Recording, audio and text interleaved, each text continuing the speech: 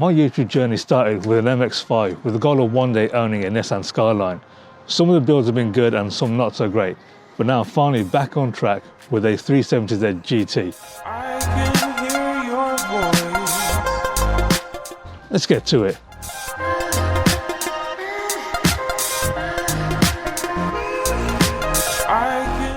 Now that I'm back on track to one day own a Nissan Skyline, I think it's only right we should turn this 370Z into the ultimate Fast and Furious 370Z. This is a 3.7 V6 engine, pushing out nearly 330 horsepower. But to make it fast and furious, we're going to have to do some upgrades. That's going to include changing the air filters to an induction kit, upgrading the exhaust system, and then sending it to Mallory Park for an ECU remap. But before I can do any of that, I need to get under the car and see if there's any damage caused from the accident. Time to go down into the pit of adventure.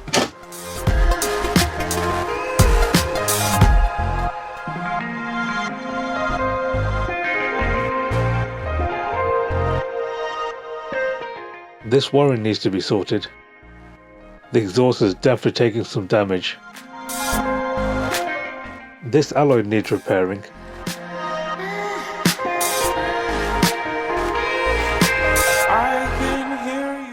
This rear camber arm is damaged. I've got no idea what this lever controls. The rear diff looks okay. And my biggest fear is put to rest. The sill is undamaged. But this alloy could be a problem. We'll find out later in the video.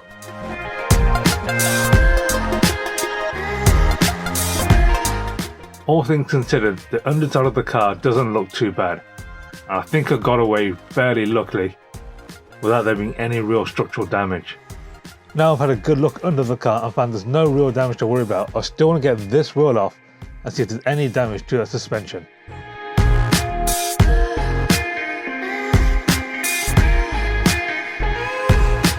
I can hear your voice. To give it a wider stance, the previous owner fitted 25mm spacers.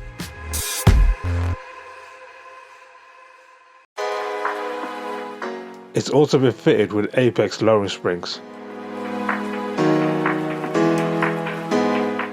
Now to take off the side skirt to see if there's any hidden damage.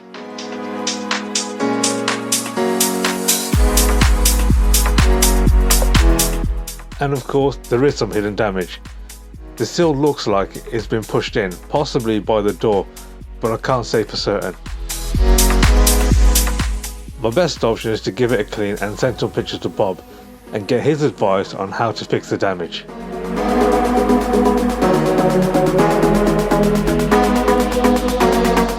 So after speaking to Bob, I'm confident we can repair that damage. So with that positive news, I prepare the surface ready for Bob to come and repair the damage.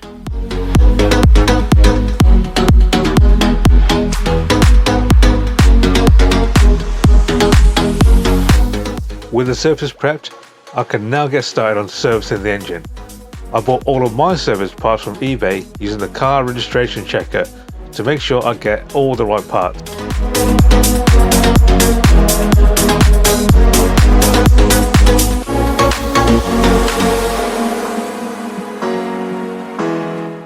So right now the oil change is on hold until the sump plug arrives.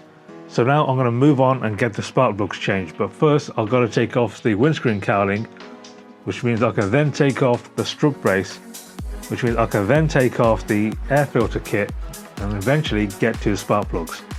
Right, let's get to it.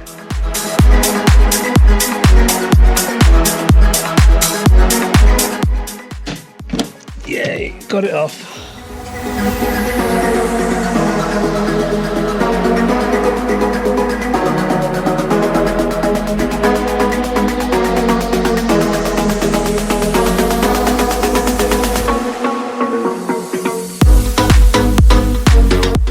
Right, so here's my plan to get access to these spark plugs on this side of the engine.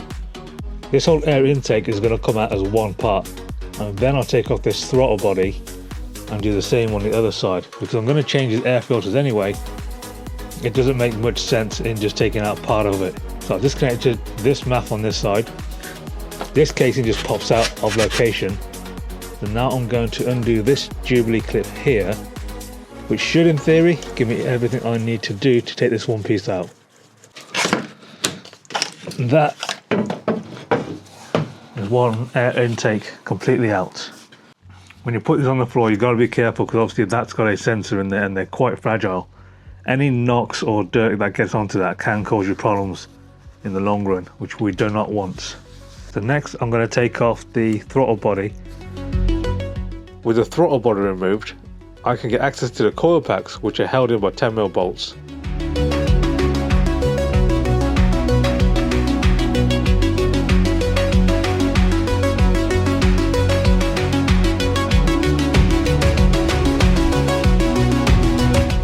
With the coil packs removed, I can get access to the spark plugs. Because I don't have the right spark plug socket, let's see if my custom design tool works. You can't buy these anywhere. These are specially ordered through the YouTube channel at $59.99. And because they're so custom, it takes about 4 weeks to make. But they work.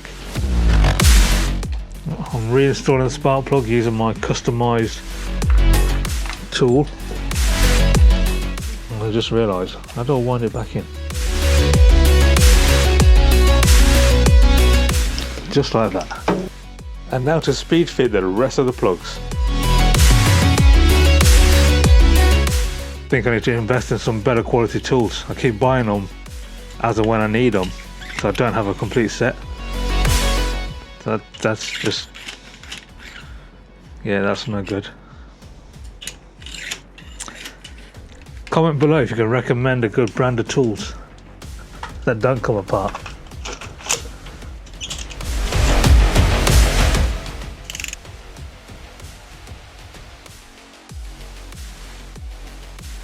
With all the plugs replaced on this side of the engine, I can now refit everything, well, apart from the air intake. Changing the air filter is really easy. You simply undo these two clips and slide out the old air filter. Pop the new filter into the holder and slide it back in. Close the clips, and that's pretty much it. Simple.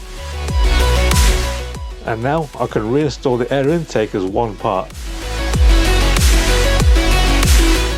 With the spark plugs and air filter changed on the passenger side, it's now time to do the driver's side.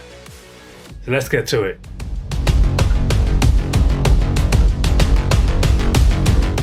So while I work on the driver's side, you can watch Bob drive a hypercar. So tell me about what you did in the car. So Bob, when I bought this car, it was a crash damage category S vehicle. So this had front end damage on it and rear end damage. Are you going to sell it soon, or are you going to keep it and enjoy it for a while? I've had it for a while, but unfortunately we've got much bigger projects to be working on. So unfortunately I've got to sell it as soon as I can to get the funds ready for the next big project, which you're going to be helping with. I already know what it is.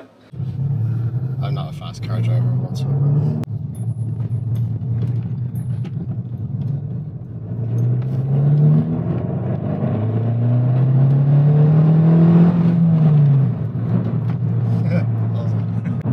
I'd get in trouble in this.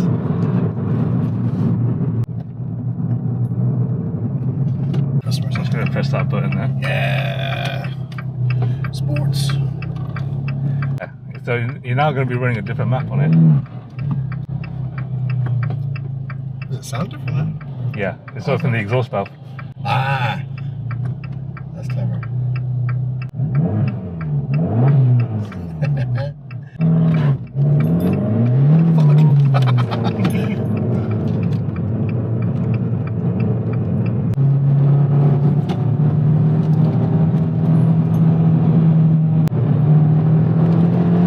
This is naughty.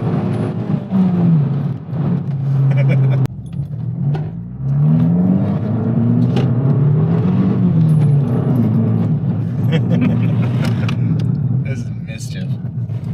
I like it. Can you imagine 200 horsepower in this thing? Oh yeah.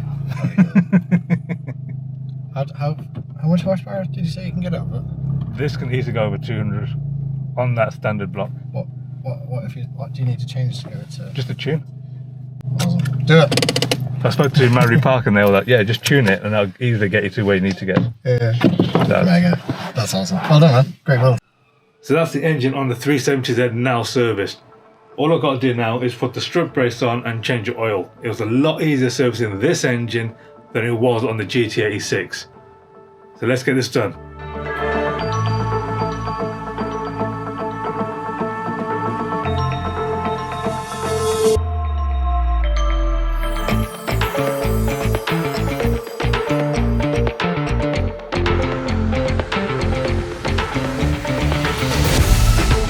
I'm using Shell oil in this engine and I'll also be running on Shell fuel. There's one last filter to change and that's the cabin filter behind the glove box. It was definitely due a change. And in goes the new one.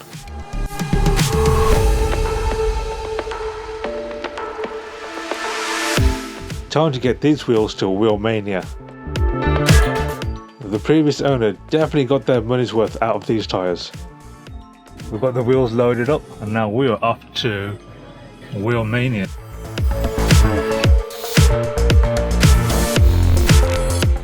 We didn't do any filming at Wheelmania, but we did get some good advice and we'll cover that later in the video.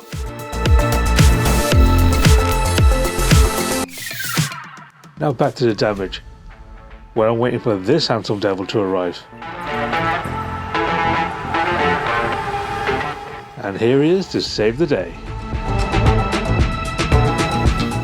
With Bob here, we can now get on with repairing the damage to the sill.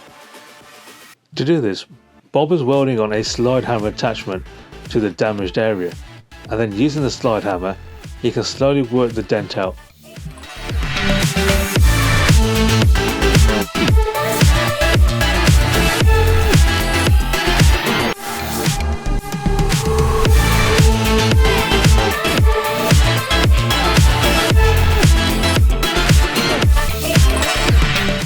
In case anyone's wondering how much Bob charges by the hour, it's Krispy Kreme donuts. And good coffee.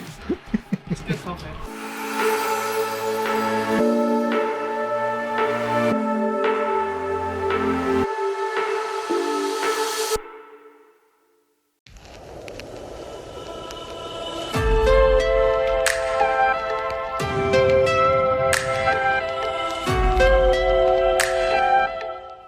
With the welding complete, I let Bob fire up the 370.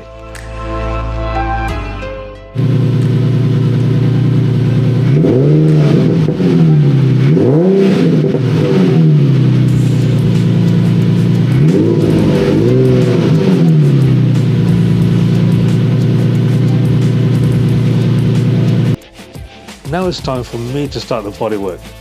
I'm using Big Boy metal filler. It actually has metal particles in the filler, plus it's also real easy to sand. I'm using an onion board to mix it on before applying the layers. Once it's dry, I'll then use 400 grit wet and dry paper to sand it smooth. Once I'm happy with the shape, I'll then work up to 1000 grit wet and dry.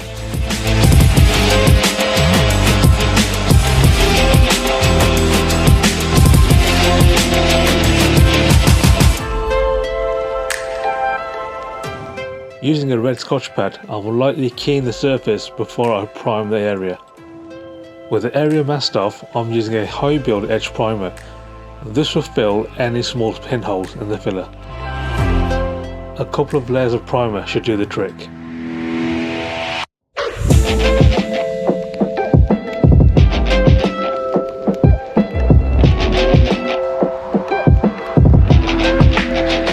So we've just come back from a visit to Wheelmania to get these alloys inspected and see if they can be saved.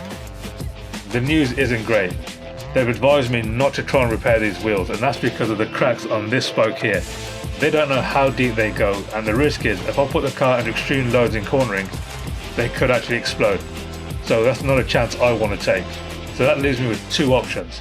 I can either buy a brand new set of wheels, which is going to cost nearly £2,000 for wheels and tyres, or I can go down a second-hand route. And that's where it becomes more of a challenge, trying to find 2 rear wheels that aren't damaged like this one. And to buy one of these wheels secondhand on its own is nearly £300 to £500 each. So leave a comment below and give me your advice on which route I should take. In this video we've covered a lot. We've got the engine service, we've got the damage to the steel repaired. Bob's done a fantastic job. All I've got to do now is put some paint to it and that is finished. After that, all there's left to do is the rear camber arms and get those 2 alloys repaired. With that job done, we can then get it finally back on the road, and I can't wait to see how this thing handles. Now my YouTube journey only started in March of 2025 when I started to first upload my videos. My goal has always been to one day own Godzilla. No, not that one, this one. For me, it's the ultimate 90s hero car and it's the one that I want in my garage. Now I'm finally back on track with the 370Z GT. I've been building a few cars, some were good, some not so good, but we're back on track. And as part of my YouTube journey, I've been lucky enough to meet Matt Armstrong and Hannah and the rest of the crew. And they are as genuine in real life as you see them on TV. They are a fantastic group of people. And I can totally understand why his fan base is growing as much as it is.